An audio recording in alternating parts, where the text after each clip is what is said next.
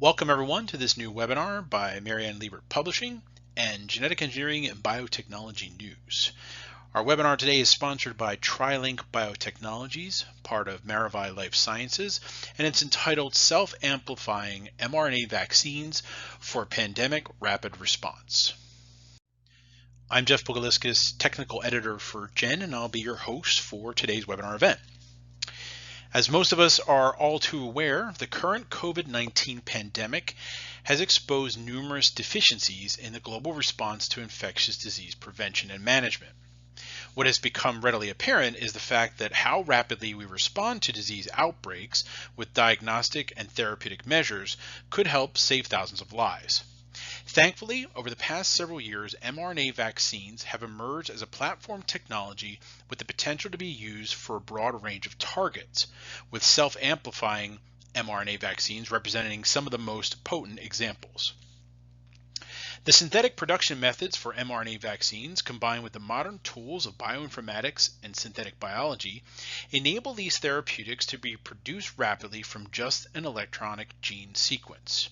Additionally, non-viral delivery of these novel mRNA vaccines means that issues of anti-vector immunity are avoided and potent immune responses are elicited at low doses. Now let's meet our presenter for this webinar, who will tell us more about data innovations on self-amplifying mRNA technology and how this approach could enable the concept of vaccines on demand as a rapid response to global threats. Dr. Andy Geall is CEO of RNA Consulting, and with over 20 years of experience in the development of drug delivery systems, he's one of the leading experts on non-viral delivery of genetic medicines. Dr. Geall was previously Vice President of Formulations, Analytics, and Chemistry at Avidity Biosciences, where he helped advance the development of the company's antibody oligonucleotide conjugate delivery platform, and prior to that worked in the vaccine division at Novartis. In his presentation today, Dr. Geall will provide an extensive overview of mRNA vaccines, from their production methods to non-viral delivery modalities to preclinical data for their applications. During the Q&A session, we will be joined by special guest Dr. Anton McCaffrey, who is the Senior Director of Emerging Science and Innovation at TriLink Biotechnologies. Dr. McCaffrey has over 25 years of experience designing nucleic acid-based therapeutics for antisense, RNA interference, aptamer, and genome editing applications. Some of his data is weaved throughout the presentation, and Dr. McCaffrey will be on hand to answer an array of questions about mRNA vaccine development and TriLink's capabilities to assist researchers in their endeavors.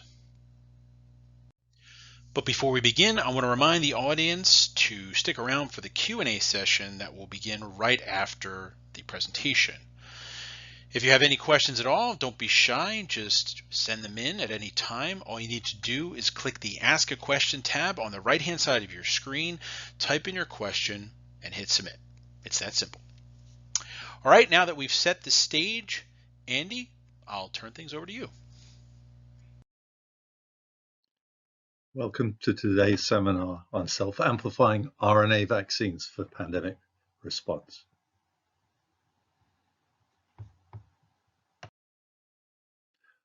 The work I'm going to present to you today was generated at Novartis Vaccines from 2008 to 2015, where I was RNA vaccine platform leader. I'm no longer an employee of Novartis Vaccines, but all the data I'm going to present has been published in more than 20 papers or has previously been presented at scientific conferences. Currently, I'm Chief Scientific Officer at Precision Nanosystems, who specialize in nanoparticle formulations using microfluidic devices. I also have my own RNA consultancy company providing advice on mRNA vaccines, non-viral gene delivery, and scale-up of mRNA production. I'm also Chief Development Officer of a Duke University spin-out, Replicate Biosciences, who are focused on mRNA cancer vaccines to prevent or reverse tumor resistance. Here's the agenda for today's talk. I'm going to give you a brief history of mRNA vaccines. going to give you some background to the self-amplifying mRNA platform that we developed at Novartis, talk to you about RNA production. This is key to the technology and why we're seeing so much interest currently in this approach. RNA is manufactured using an in vitro transcription reaction using a cell-free process. So it doesn't require the complex manufacturing infrastructure that you see required for viral vectors or subunit vaccines. Also going to talk to you about a key component of the vaccine, that's the non-viral gene delivery system, and I'm going to focus on lipid nanoparticles. Then I'm going to talk to you about how we responded to a potential bird flu pandemic in China in 2013, and then a few comments about large-scale production of little lipid nanoparticles, and then just finish with a summary and conclusions.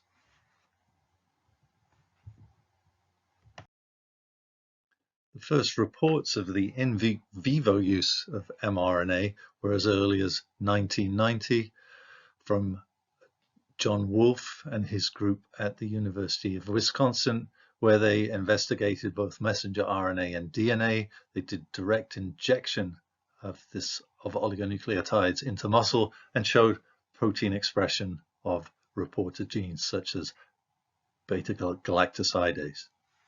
Over the subsequent years, his group and others then went on to show mRNA could be used in a vaccine setting, but it wasn't really developed in the same way that plasmid DNA was, because it was thought that mRNA would be difficult to produce at scale and was inherently unstable. In the late 90s, we saw the discovery of the RNA interference pathway and a large-scale development of non-viral gene delivery systems for systemic delivery of siRNA, particularly to the liver, and that's where we saw the development of lipid nanoparticles using a scalable industrial process called ethanol dilution. In 2000, CureVac was really pioneering the mRNA space in oncology and had built GMP manufacturing facilities to make mRNA using in vitro transcription. We came into the space in 2008. We published our first paper in 2012 in PNAS, showing the utility of a lipid nanoparticle for the delivery of a self-amplifying RNA vaccine. 2013, we showed how self-amplifying RNA could be used in the setting of a pandemic. There was a bird flu outbreak in China in 2013, and from a gene sequence we showed how rapidly you could develop a vaccine.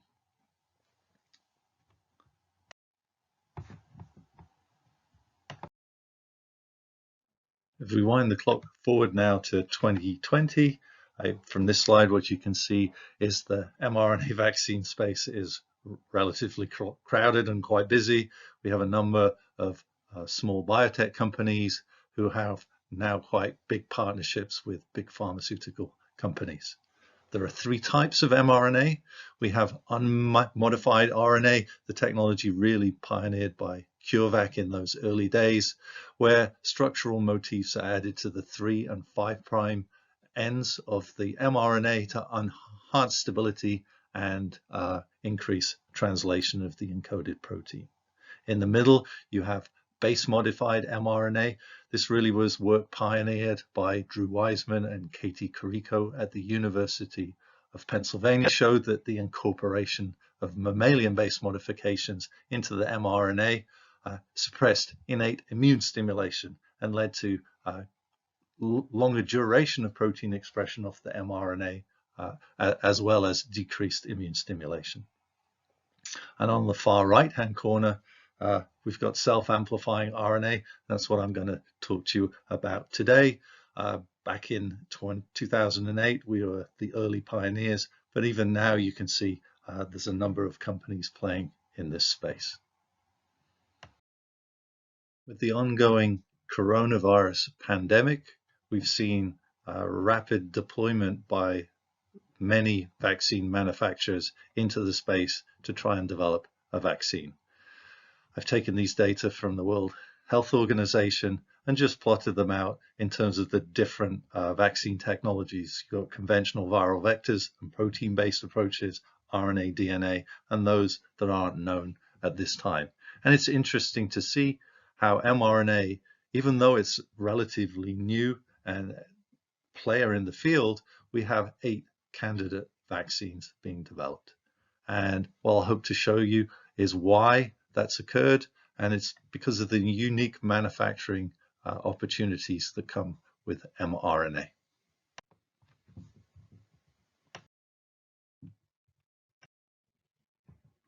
As I said before, we began our work at Novartis Vaccines back in 2008, and here was the vision that we had at that time. We wanted to reinvent the gene vaccine and develop a totally synthetic vaccine that had the in vivo properties of a viral vector vaccine, but without the complications of cell culture and anti-vector immunity to the outer coat of that viral protein. We hope to build a platform that was safe and widely applicable to many gene targets. In 2008, we were working on a viral replicon particle vaccine system. This was based on an alpha virus and a packaging cell line.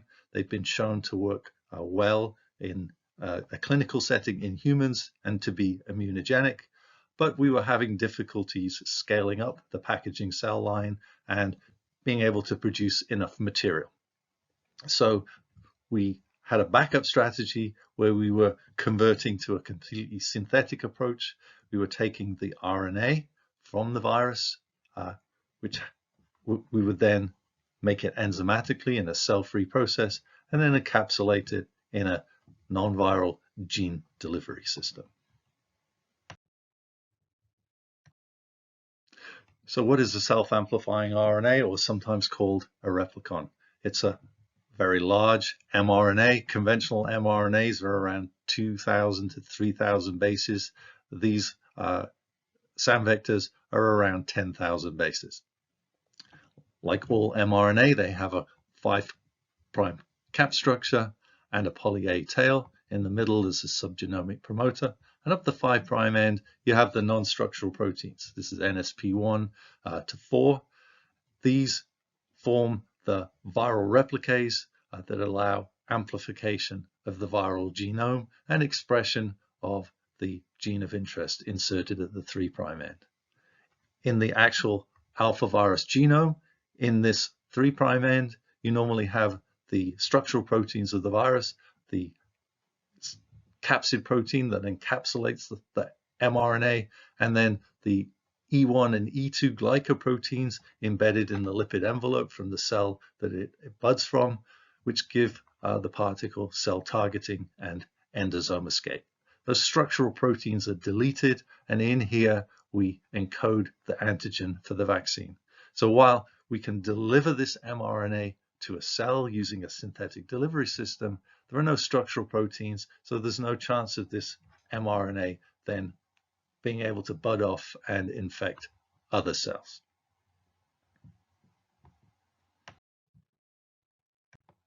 So here's a high-level schematic of how SAM vaccines work. So you make mRNA enzymatically, you formulate it in your delivery system, you perform a conventional intramuscular vaccination, and that delivery system transfects a few muscle cells at the site of injection. The RNA then engages the ribosome, launches the non-structural proteins, and starts to go through its amplification process. During that process, the antigen is expressed on the cell surface, the RNA amplifies and is detected by the intracellular helicases, and you get a type 1 interferon response adjuvanting the vaccine. Mechanistically, what's going on at the site of injection in that muscle cell? Your lipid nanoparticle is entering the cytoplasm of the cell either through direct fusion or through endocytosis.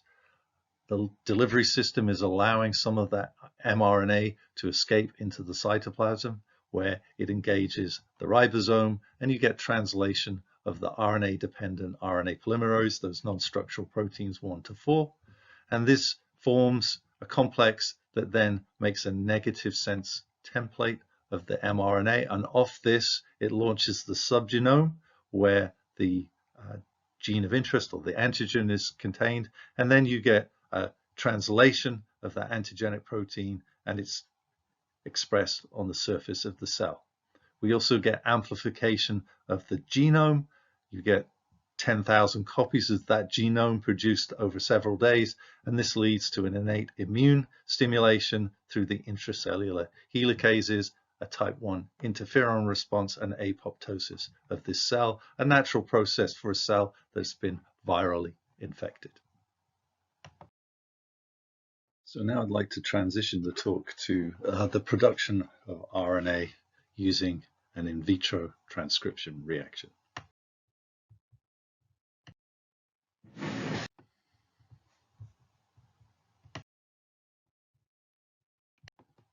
The schematic on this slide just shows you the process you use for using that small-scale transcription reaction. So we start with our linearized DNA template. We run the transcription reaction for a couple of hours at 37 degrees. We then added DNAs to digest that DNA template, and we perform a lithium chloride precipitation with ethanol wash and centrifugation to end up with a pellet of RNA that you can resuspend in water. We then move on to the capping stage. This RNA is then denatured. We add the enzymatic capping system. This is derived from vaccinia and highly efficiently caps the 5' end of the vector. We then perform the same manual purification process. We can run some assays to quantify the RNA, visualize it on the gel, and then we can store that RNA at -80 degrees. Obviously, this is a complex process, and for commercial applications, you'd want to try and optimize and simplify this process.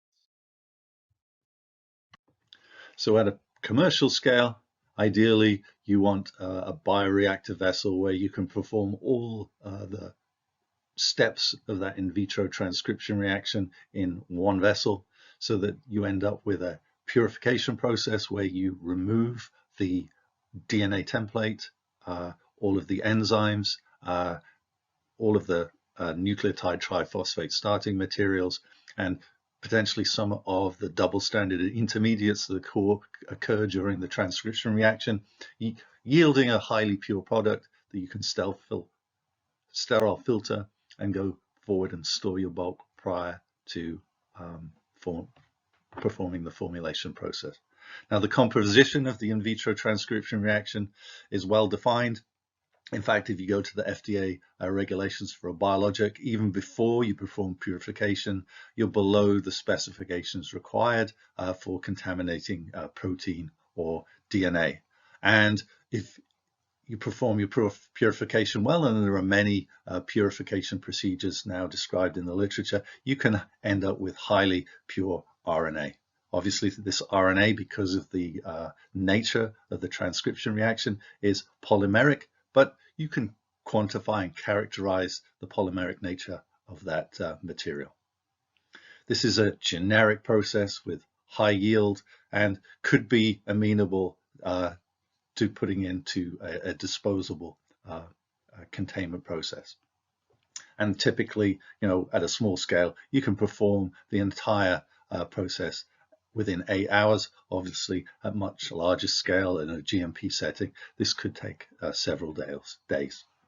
Yields are typically in the 5 to 6 milligrams per mil range, which is significant when you consider at this time, around 2010, we were considering a human dose to be about 100 micrograms. So that would be about 50 to 60 human doses per mil of the in vitro transcription reaction, which is far beyond what you'd see for any cell culture commercial process. But as I'm going to go on and show you, that was certainly a very conservative estimate, and now we believe that the dose of an RNA vaccine using a self-amplifying vector could be as low as 1 microgram with the right formulation. And but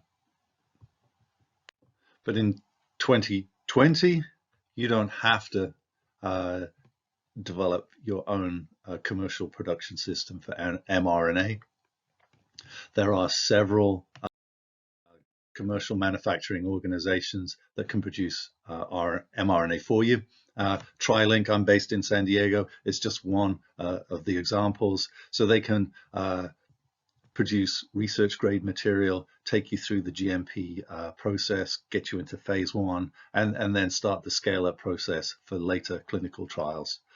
So this is now very much simplified, and you can focus your efforts on your disease target and utilize skills of the commercial organizations to produce your RNA.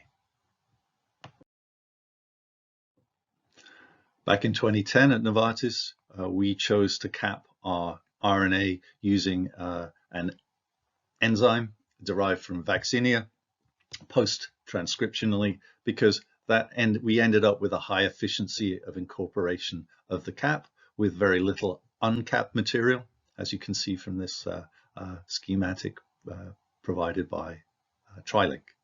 At the time, synthetic analogs were available. This is an anti-reverse cap analog, again from TriLink, and what you can see is you get a lot of uncapped material. This could give you unwanted adverse events in your vaccine. Uncapped material is recognized by the immune system as foreign, and if you can't control the amount of uncapped material, you may see variability in your vaccine potency. So we chose to use the enzymatic capping systems, but now in 2020 there are alternatives available. This is an example from TriLink, their clean cap, which is added co-transcriptionally, simplifying the process. And what you can see is relatively small amounts of uncapped material are produced. The bulk of the material is all capped. If it's capped, it will be capable of engaging the ribosome and expressing your protein antigen. So let's go on to talk about the other component of the vaccine, the non-viral delivery system. As I described earlier, we were trying to develop a synthetic non-viral gene delivery system to enable delivery of our SAM vector.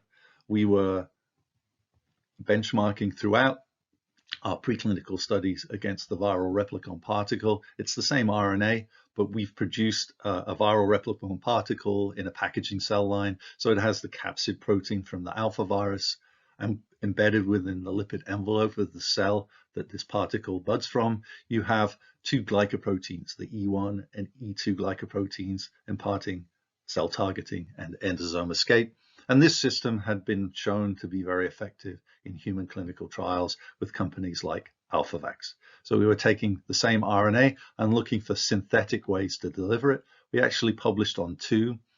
We had our lipid nanoparticle approach, where we encapsulated the RNA on the inside, or we developed a cationic nanoemulsion, where we had a cationic lipid DOTAP embedded in the envelope of a lipid oil stabilized with surfactants. This was based on the adjuvant system MF59, developed for protein subunit vaccines. And a commercial process was available to produce this nanoemulsion. We simply added a cationic lipid, which had allowed absorption of the RNA onto the surface of the cell. Today, I'm going to talk to you about the lipid nanoparticle delivery system, and then how we then went about optimizing the vector and the delivery system to improve the potency of the vaccines. As we've been exploring the use of lipid nanoparticles for the systemic delivery of siRNA to the liver, and on my transition to the vaccine division, I wanted to explore it for its uses in mRNA vaccine delivery. My experience at Geall using lipoplexes had shown cationic lipids to be very effective for the delivery of DNA. So the thought was maybe they'd be effective for the delivery of mRNA, and certainly the process to produce them was very amenable to commercialization. This initial work was published in PNS in 2012, and I'm very proud of my group being the first to show the effective delivery of an RNA vaccine using this delivery modality. And now you see several of the leading biotechs in the field using lipid nanoparticles to deliver their different types of mRNA vaccine vectors. There are four components to the lipid nanoparticle. You have a neutral phospholipid and cholesterol that form the backbone of the lipid envelope. You have a cationic lipid with a titratable amine, so that at low pH it's charged and at physiological pH it's uncharged. During the encapsulation process, run at lower pH, it's charged, and this cationic lipid interacts with the negative phosphate backbone of the RNA vector, allowing nucleation of a particle, and the LNP forms around the rest of the particle. The fourth component is a PEG lipid. For systemic delivery, this is a stealth coating, but for vaccine applications where you're doing local intramuscular injections, this is here for downstream processing, such as tangential flow filtration. We need to dialyze away the ethanol, and so you need to impart a coat on the particle that limits the interaction with membranes during that shear force imparted by the process. The replicon, or self-amplifying RNA, is quite large, 10,000 bases. And if you actually look at it by dynamic light scattering, it's about 70 nanometers unformulated, and it forms particles with the bases being hydrophobic on the inner part of the particle and the phosphate backbone on the outside. This is ideal for then encapsulation during this ethanol dilution process. Typically, we see high encapsulation efficiencies, 90% plus, and using the initial process, which we're going to describe later, by dynamic light scattering, we see particles around 140 nanometers. So what does that process look like that we initially developed? It's based on an ethanol dilution process initially published by groups such as Peter Cullis at the University of British Columbia and companies like Techmira. You dissolve your lipids in ethanol, RNA is in a buffer, you mix them through a T mixer so that you get spontaneous encapsulation. The pH is at 6, imparting a positive charge on the cationic lipid, allowing interaction with the negative backbone of the RNA. You perform a dilution with buffer so that you end up at about 33% ethanol. The LNP encapsulated RNA is then metastable at 33% ethanol, and you allow it to equilibrate and rearrange for an hour. You then dilute with phosphate buffered saline to bring the pH up to impart a neutral charge on the particles. You then perform tangential flow filtration to remove the ethanol below 1%, concentrate the formulation to the required concentration for further applications, sterile filter, and then you have your product in bulk ready for fill finish. Interestingly, around 2008, companies like Spectrum Labs had developed tangential flow filtration systems that could be used at very small scale. We were typically using a 2 mil process in the lab, and from the data we generated with this process, we could work with our engineers to scale up to tens to hundreds of liters. This approach was described in 2015 in a paper we published in Advanced Genetics. Preliminary cryotransmission electron microscopy experiments indicated a lipid structure on the outside of these particles with an inner aqueous core. On this slide, we're just showing a very simple experiment to show how the LNP encapsulating the RNA protects it from RNAs. During an intramuscular injection, you're going to traumatize the tissue and upregulate the expression of RNAs, and it's important that your RNA is protected during that delivery process. So on this gel, we have a molecular weight ladder, and you can see in lane 2, just naked, unformulated RNA running around 9 kb. If you incubate that RNA with an RNase for 20 minutes, you can see that the RNA is degraded and the small molecular weight fragments run much faster in the gel and appear down here at the bottom. In lane 4, we've taken the LNP after the formulation process, no RNAs, and we've just extracted the RNA out using phenol chloroform. The particles are too big to run on the gel, so you need to extract the RNA. And what you can see is the RNA runs, and it looks the same as the unformulated RNA in lane 2. So the RNA survived the formulation process. In lane 5, we've performed the RNA's incubation in the presence of the LNP. We then inactivate the RNAs using a proteinase K, and then extract out the RNA and run it on the gel. And what you can see is we've protected the RNA from RNAs, and so we will protect it during intramuscular vaccination. Now, you don't need to encapsulate material. We showed the same types of experiments in our publications with cationic nanoemulsions, where we adsorbed to the surface of that particle. The first in vivo experiments we performed with our LNP formulations were with reporter genes such as secreted embryonic alkaline phosphatase. This is an enzyme that you can express from the vector and detect in the blood of a mouse. And using a simple chemiluminescent assay, you can measure enzyme activity. So on the y-axis here, we have relative light units.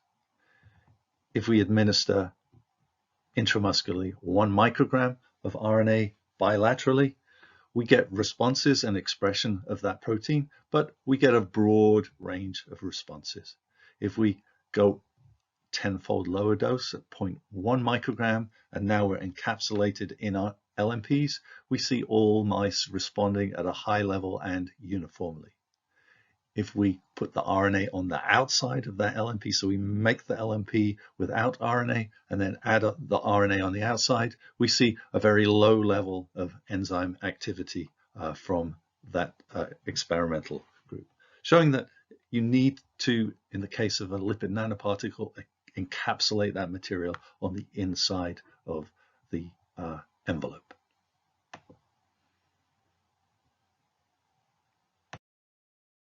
The first immunogenicity studies we did as in vivo experiments were targeted against the respiratory syncytial virus.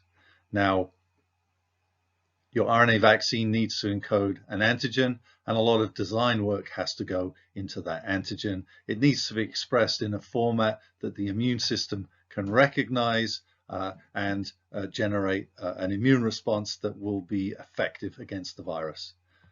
Back in 2008, we had a research team working on a subunit approach to this virus, and also the viral replicon particle. So we had structural designs for that F glycoprotein so that we could express it as a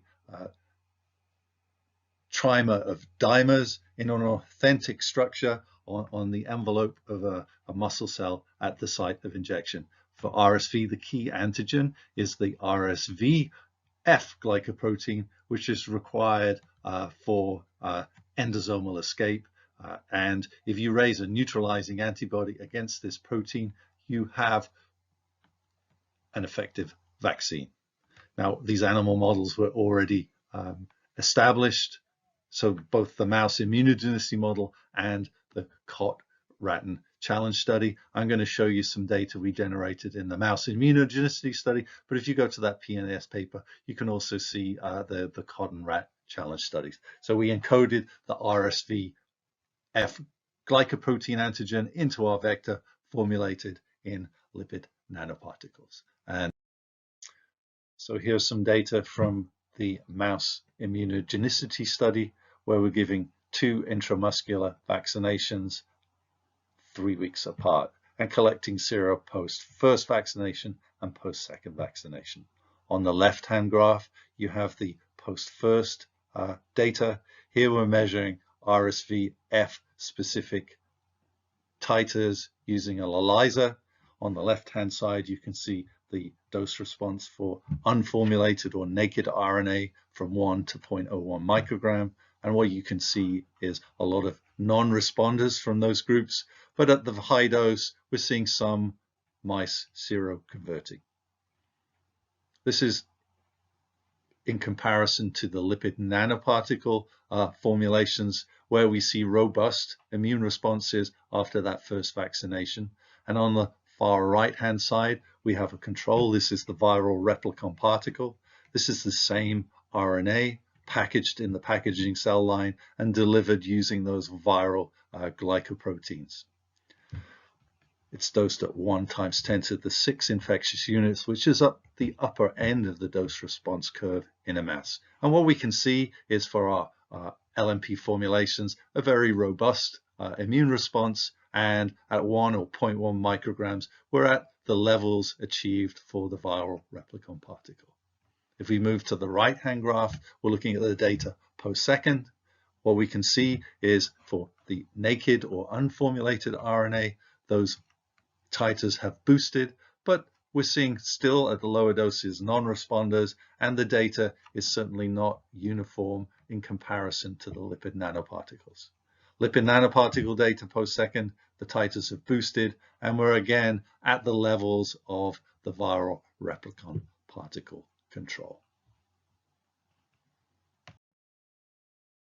We were very encouraged by these preliminary data, and we went out and sought funding from the government. We went to the Defense Advanced Research Project Agency and raised a contract for just over $14 million to explore acceleration of the platform and look at how we could understand the mechanism of action of the vaccine and design more potent and enhanced vaccines based on that mechanism of action data, and then apply those concepts to pandemic response.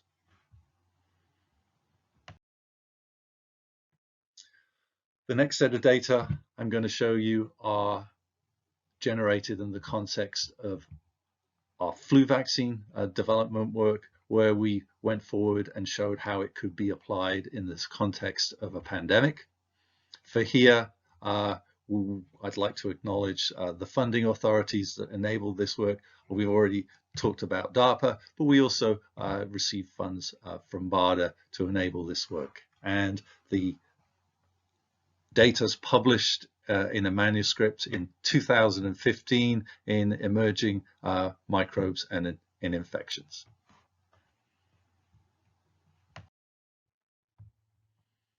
This is the basic structure for you of the influenza A virus. We have a nice EM image here from the CDC of the virus, but schematically I'm showing the segmented RNA genome of influenza, the envelope, and on the outer envelope you have the key antigen, which is hemagglutinin. Hemagglutinin allows cell targeting and endosomal escape, and if you can raise a neutralizing antibody to hemagglutinin, you have an effective vaccine. In our first in vivo immunogenicity experiments with our SAM flu vaccine, we encoded the H1HA antigen from the 2009 swine flu. The vector was formulated with lipid nanoparticles, and mice were vaccinated twice at either a 3 or an 8-week interval.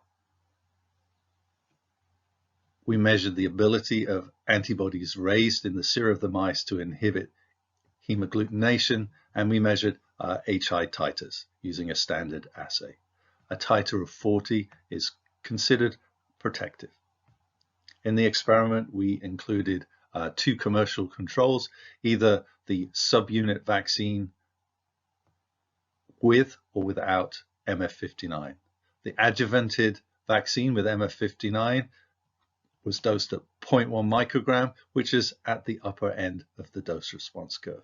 And what you can see is for that adjuvanted subunit, a commercial vaccine, you see very potent titers post first vaccination. For our LNP formulated H1 vaccine, you can see at 0.1 and 1 microgram we're seroconverting those mice. Post second, those titers boost, and they're at the levels of the subunit vaccine without the adjuvant, but not approaching those of the adjuvanted vaccine. If we allow an 8-week interval between the prime and the boost, the titers of our LNP formulated RNA vaccine are higher, and we're approaching those of the adjuvanted subunit. This is a self-amplifying system and requires a little longer between prime and boost vaccination. It allows the immune compartment to go from effector into memory, and then boosting that memory results in higher titers. Now, historically, if we look back at the 2009 pandemic, you can see how the disease incidence correlated with vaccine production. These data are from Novartis. And what we're looking at is a declaration of a pandemic by the World Health Organization in June 2009. And we're measuring disease incidence, which peaked towards the middle of October. And then you can see in the orange line the production of pandemic flu from Novartis, and you can see a distinct disconnect between the two, showing that vaccine production lagged behind incidence of disease. So why was this?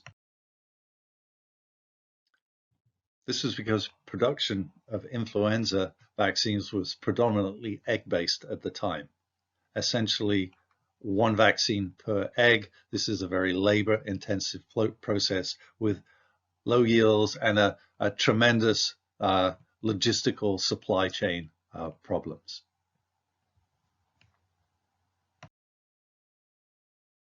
This led to a focus by Novartis Vaccines in collaboration with the US government on mammalian cell culture. Below is a picture of the cell culture facility at Holly Springs in North Carolina. This is a joint initiative by the US government and Novartis at a cost of over $1 billion. The site was approved to produce flu cell culture vaccines in 2012 by the FDA, and the facility was designed to produce 150 million doses within 6 months of the declaration of an influenza pandemic. Obviously, still a significant lag between when the pandemic is declared and when vaccine is available. In 2013, there was an opportunity to showcase how the SAM vaccine platform could be used as a rapid response platform. In March of that year, 3 people in China died of a novel bird flu, an H7N9, and the Chinese CDC put the sequence of the virus online. At this time, Novartis Vaccines was collaborating with a couple of Craig Venter's companies in San Diego, Synthetic Genomics and Synthetic Genomic Vaccines. They developed the Gibson synthesis method of enzymatically making DNA genes, and using this technology, they synthesized the gene. And by day 3 of the sequence going online, it was shipped by FedEx to our site in Cambridge, Massachusetts. We amplified the gene and cloned it into our plasmid containing the SAM vector. The DNA was then scaled up, and by day 6, we linearized the plasmid and ran a transcription reaction, producing the mRNA. Day 7, we transfected BHK cells and showed by day 8 that the authentic H7 antigen was being expressed on the cell surface. And you can see down on the right-hand bottom of the graph an immunoblot showing the full-length H7 gene. Luckily enough, we had an H7N3 virus in-house and an antibody for that H7, which cross-reacted. On the right, you can see an agarose gel, just showing the SAM vector running at about 10,000 bases.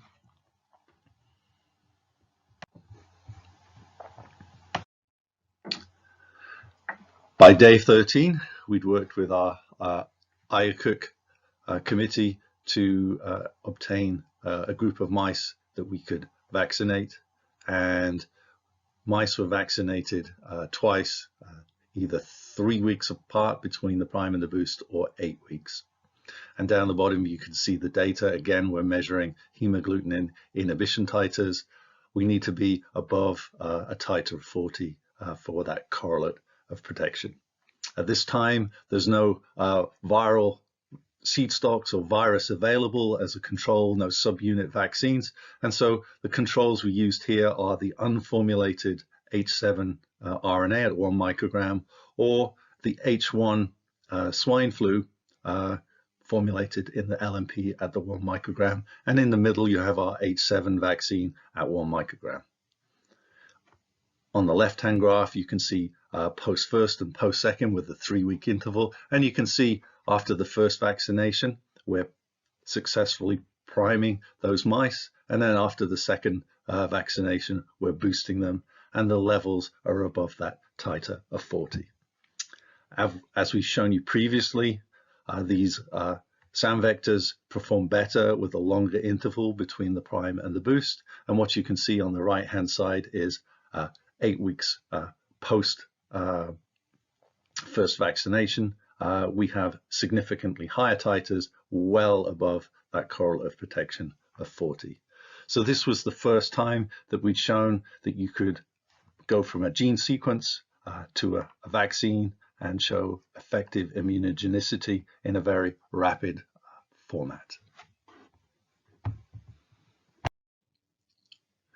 So with our DARPA funding, why were we working on improvements to the vaccine, generating second and third generation concepts?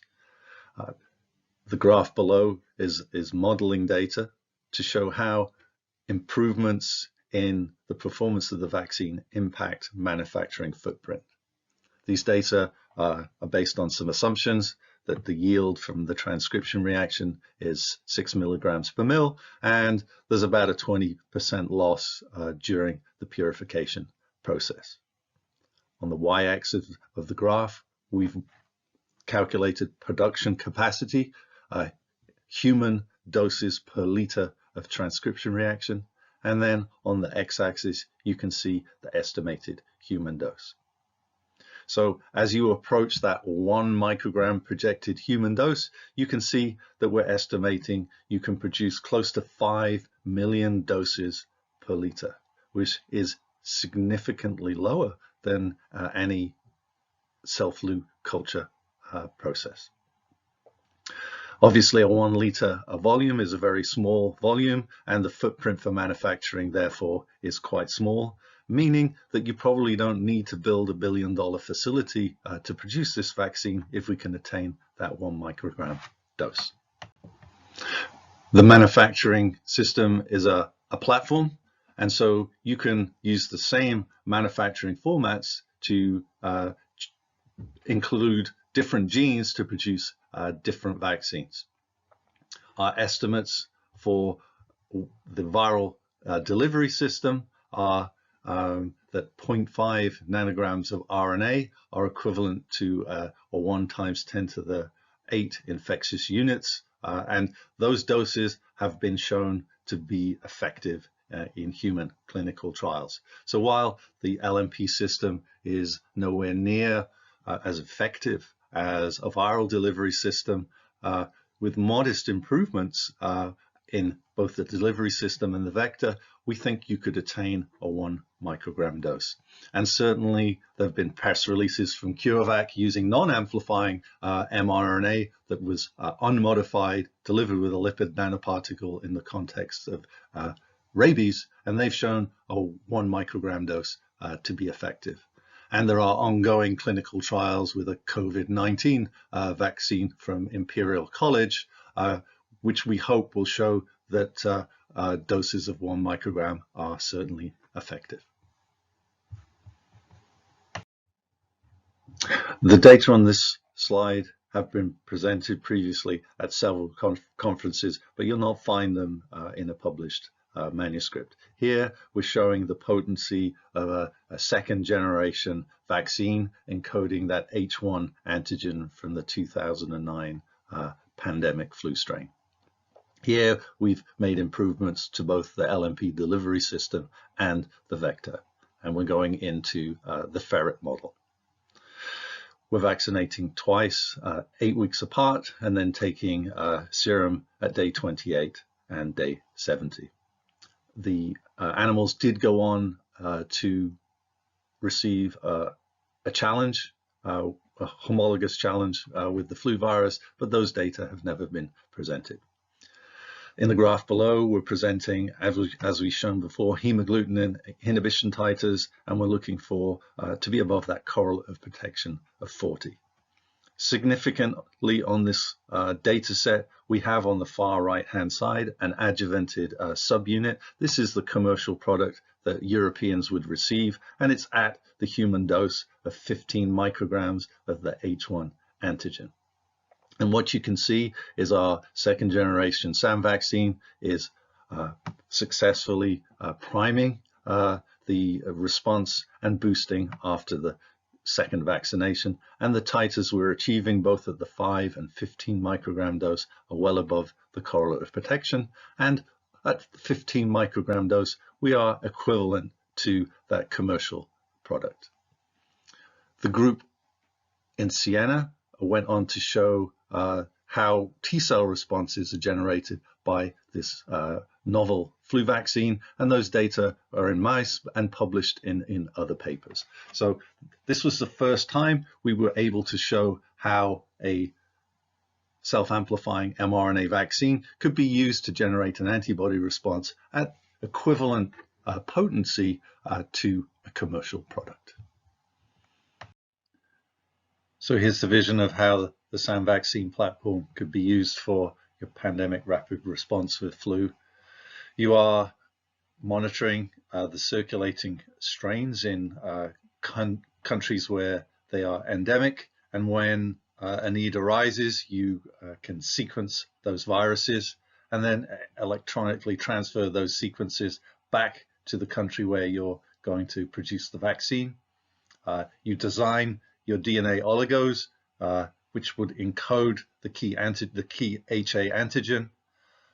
Then using enzymatic Gibson synthesis, you assemble that HA gene. You then clone that gene into your plasmid, encoding the SAM vector. You then produce the RNA enzymatically, you formulate, and you're ready to begin further testing.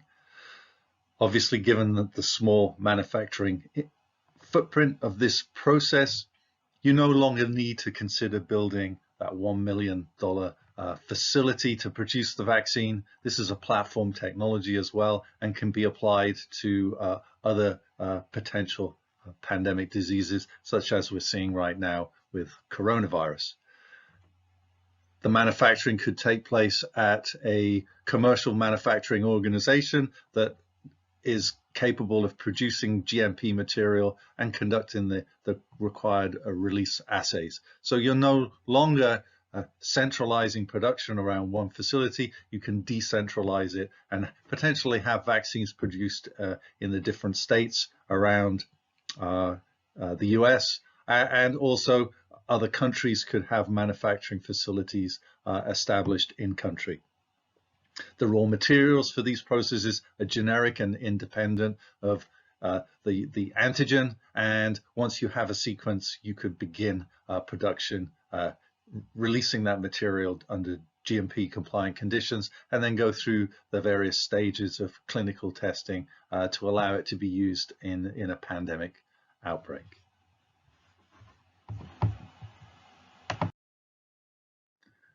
So I'm just going to switch gears a little bit now and talk about large-scale production of lipid nanoparticles. Obviously, the process that we published on has limited utility at large scale. So just wanted to focus on what a large-scale production process might look like. So what do the unit operations look like for large-scale production of LNPs? Unit 1, you have some kind of mixing device. Unit 2, you need a tangential flow filtration, a way of removing that ethanol, doing buffer exchange and concentrating prior to Unit 3, sterile filtration. Unit 2 and 3 are pretty standard in the industry and available at most CMO facilities. I'd highly recommend people to explore microfluidic mixing because that process allows you to perform your preclinical studies and then transfer that approach up through your scale up in a seamless manner. If you're interested in learning more about how microfluidic mixing can accelerate your formulation processes, I'd encourage you to go visit the website at Precision Nanosystems and read the information that's available. With that, I'm going to summarize, and hopefully I've shown you the preclinical proof of concept that we achieved for the SAM vaccine platform, and shown you that it has potential as a platform technology to address multiple diseases, but with a great opportunity as a rapid response capability. In 2015, Novartis vaccines transitioned to GSK along with the SAM vaccine platform, and GSK are currently in clinical trials with the platform, and hopefully we'll see some data this year. Obviously, since my time working on the platform, there have been innovations at several other companies, and we're seeing self-amplifying RNA vaccines being broadly used. Imperial College, under the leadership of Robin Shattuck, actually have a COVID-19 vaccine in preclinical testing, with a vision for that to go in the coming months into a phase 1 clinical trial, and I wish them the best of luck and hope to see those data soon. With regard to the data I just showed you, obviously there were a large number of people involved. I was lucky enough to lead that team. Here are the names of the people that worked over that 7-year period at the Cambridge site in Massachusetts. We had a global initiative, and so here are the people who worked on the program in Siena, Italy. Here I'm acknowledging our collaborators at Synthetic Genomics and Synthetic Genomic Vaccines, and a big thanks to DARPA and BARDA, who helped fund some of this innovative science. And with that, I'll end and take any questions that you have. Thanks, Andy. Really great information and insight into mRNA vaccine development. Extremely timely given the current state of the world. So we thank you for that. All right, everyone, the Q&A is going to begin very soon. So I want to remind you once again to send in your questions for Andy and Dr. McCaffrey. They'll be around to answer any questions you have about the presentation. All you need to do is click the Ask a Question tab on the right-hand side of your screen, type in your question, and hit Submit. I want to thank those audience members that have already submitted questions for our panelists. And since we have a bunch of questions already lined up, let's get the Q&A started. But to the rest of the audience members out there, don't be shy. Send in any question you might have. We'll try to get to as many of them as we can. Bear with us for just a moment as we transition into the Q&A session. All right, everyone, let's start the Q&A session. We have a bunch of really great questions. So first one is going to be for Andy. Andy, one of our audience members would like to know, how does the mRNA vaccine compare to the conventional vaccination with an antigen in terms of the overall antibody production?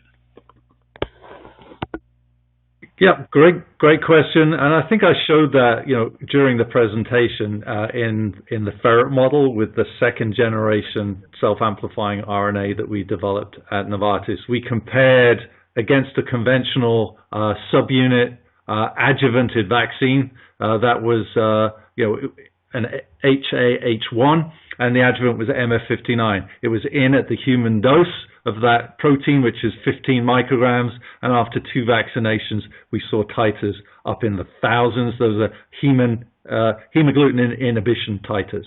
And what we saw at the 15 microgram dose of the mRNA, we got an equivalent response, which was quite surprising, and the first time that we'd seen an mRNA-based vaccine actually compete against a conventional product with, just doing a comparison with antibodies. Obviously, self-amplifying RNAs are capable of generating quite potent T-cell responses as well, but those tend not to be used as part of the licensure process for prophylactic vaccines for use in infectious disease. All right, great, thank you. Now, there are, as I'll just finish up and just say there are 3 different types of RNA, and I'm talking about self-amplifying RNA, which tend to be the most potent. There are some indications that CureVac at a 1 microgram dose with their rabies vaccine are inducing, neutralizing titers to the glycoprotein G that are significant and meaningful. I think we can say that they're starting to compare to conventional technologies. Obviously, there are 3 components to an RNA vaccine, and you've got to get all 3 of them right: the antigen design, the vector, and the delivery system. Okay, thank you very much. Very comprehensive answer. We have another question for you, Andy. What cell types and numbers are transduced? Is there concern about the destruction of cells that present the antigen and macrophage stimulation? And then is there sufficient protein expression to elicit a T-cell response? Okay, another great question. So we published quite a lot of preclinical data here showing the mechanism of action of these SAM vaccines. We showed that the antigen is cross-presented, and so a small number of muscle cells or myocytes are transfected, and the antigen is expressed in those cells on the cell surface, and then the immune compartment comes in and finds them. Those cells that have that self-amplifying RNA will eventually go into apoptosis and die. This is a natural process of cells that happens when you have a viral infection. The number of cells at the site of vaccination are very small.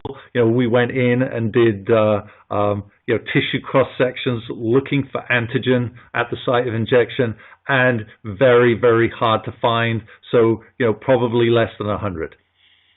If I had to put a number on it. Again, do we elicit T-cell responses? Self-amplifying mRNA vaccines do elicit T-cell responses. The first paper we published was in PNS in 2012. If you go into the supplemental data, you'll see full characterization of the T-cell responses. People are now using self-amplifying RNA for cancer vaccines for this very point. They are capable of eliciting T-cell responses. All right, great. And one more for you, Andy. One of our audience members would like to know, do immune responses, for instance antibodies, develop against the structural proteins of the replicon? Wow, another great question. Obviously this is a foreign protein, and the answer has got to be yes. You're going to see, the immune compartment is going to respond to these, but does it have any consequences? So we need to understand a little bit about the virus and the alpha virus and how it replicates. Once that our self-amplifying RNA is in the cytoplasm of the cell, it actually forms once it launches the viral replicase, it forms an immune privileged membrane bleb on the inside of that cell outer surface, and then it begins its amplification process in there. And so it's not being seen by the immune compartment, and eventually it spills out. One copy eventually will become upwards of close to 10,000 copies, and then things get detected and the cell goes into apoptosis.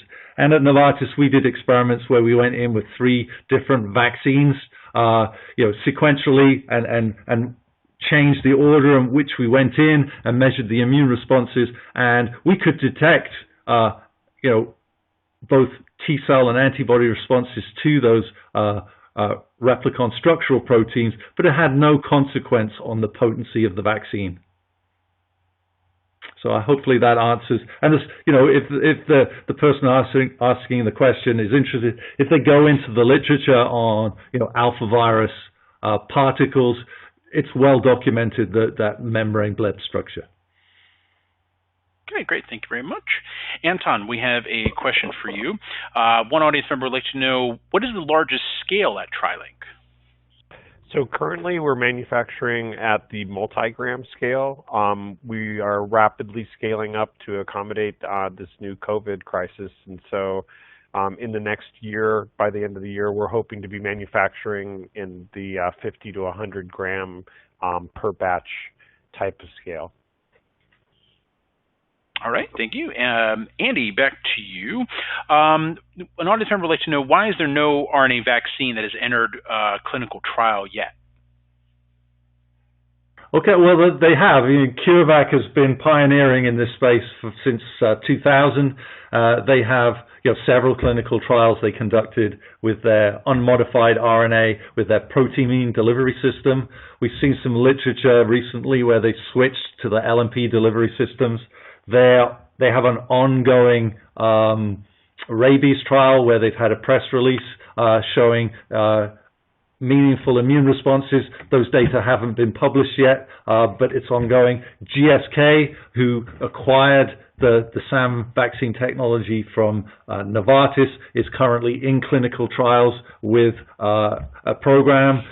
Not much in the public domain about it yet, but they're definitely in clinical trials. Moderna, BioNTech, both in the clinic, both active, Moderna particularly publishing data. So plenty of data. It's very early days, I'd say, and technologies, tend to adapt and morph based on the clinical outcomes.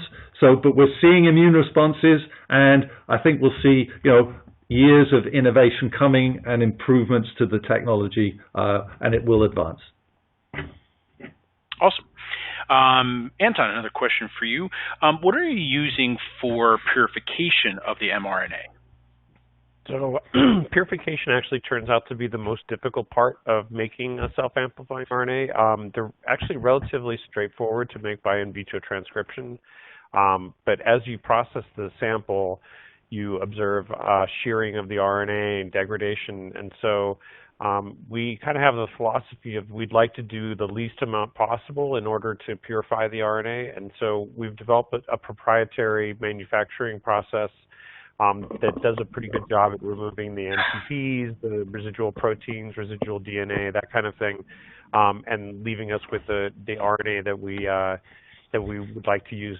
But the purification is by far the most difficult process, and it's a kind of an evolving area where we're working actively to learn how to do this at scale and do this in a better way. But it's an active area of development at TriLink.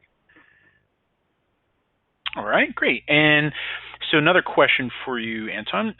Is TriLink compliant with the EMA and with GMP? Yes. So we have 5 different GMP suites, and we have a very well-developed quality system, which is compliant in the U.S. and in Europe for producing an active pharmaceutical ingredient. Great. Andy, back to you. Are some of the protocols available for lab scale initial experiments before contacting companies for GMP production for future clinical trials? Yeah, so I consult in the RNA space a lot, and so people can buy research grade mRNA from company. TriLink offers quite a few to begin those lab scale experiments. If they're looking to do lipid nanoparticle delivery, PNI Precision Nanosystems has a research grade LNP that they can do both in vitro and in vivo experiments. They will need, a nano assembler, a benchtop system to do and perform the microfluidics. But those are available. PNI provide full training, and so you can get set up quite quickly to conduct experiments before you think about committing, to the expenses of a GMP process. All right, and a couple more questions for you, Andy, if we have time here. One audience member would like to know, can SAM be used for delivering multiple RNA vaccines, such as flu or COVID, for example, simultaneously from the same delivery system? Yeah, absolutely. I mean, we showed in our preclinical work that we could express up to 5 antigens from the SAM cassette, and so you could potentially encode one of the flu HA antigens and COVID-19.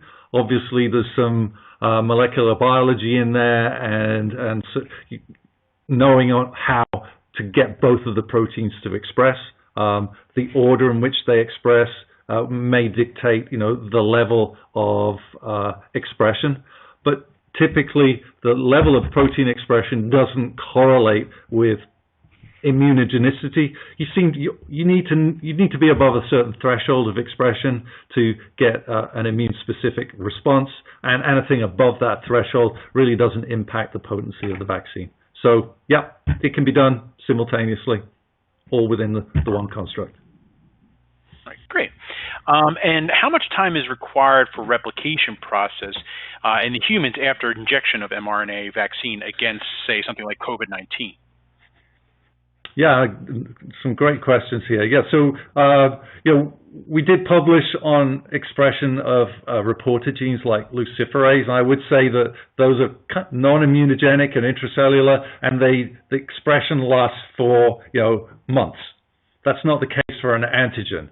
So if you have an immunogenic antigen in there, you will see expression for about a week, and by 2 weeks you'll see clearance of the RNA. So the RNA will replicate for about 2 weeks, and then it's gone. In terms of the immune response, we found that vaccination, a prime and a boost with an 8-week interval, was maximal for this type of self-amplifying system. You need to allow, after the initial vaccination, the immune system to go into effector and then come down into memory, and then you boost that memory. And so somewhere between 5 and 8 weeks is optimal. 8 is more potent for vaccination. Obviously, for a subunit vaccine, you can go much shorter. It's one of the drawbacks of the mRNA system. Okay, great. And I think we have time for one more question, maybe for Anton.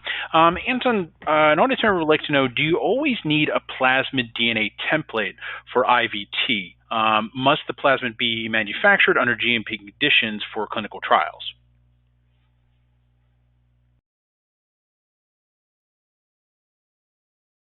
Anton, you still with me?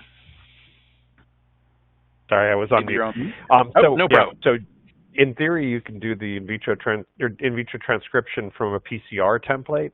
However, for these very long constructs, that's not very practical, given that they're around 10 kb. In terms of whether or not the plasmid must be manufactured as a GMP, that really depends on the application and the appetite for risk. It's always desirable to have the highest quality reagents possible, but for early phase trials, because the plasmid does not become a part of the final drug, there are many people who end up going with a high-grade plasmid, well-controlled plasmid, and then as they go to later phases of their clinical trial, they transition to a GMP plasmid. All right, thank you very much. And I think with that, we've come to the end of our webinar. So I'd like to remind everyone that the webinar will be archived on the GEN website for up to a year. That's at www.genengnews.com. So if you missed any parts of it, you can watch it again, or feel free to forward that link to friends and colleagues, which we always highly recommend. I'd like to thank Andy for his very informative presentation and Anton for joining us for the Q&A session. And I'd like to thank the audience for their attention and very thoughtful questions. And a very special thanks to TriLink Biotechnologies for sponsoring this webinar. Hopefully we'll see you again at another Jen and Marianne Lieber Publishing webinar in the near future. Everyone stay safe and healthy. Goodbye for now.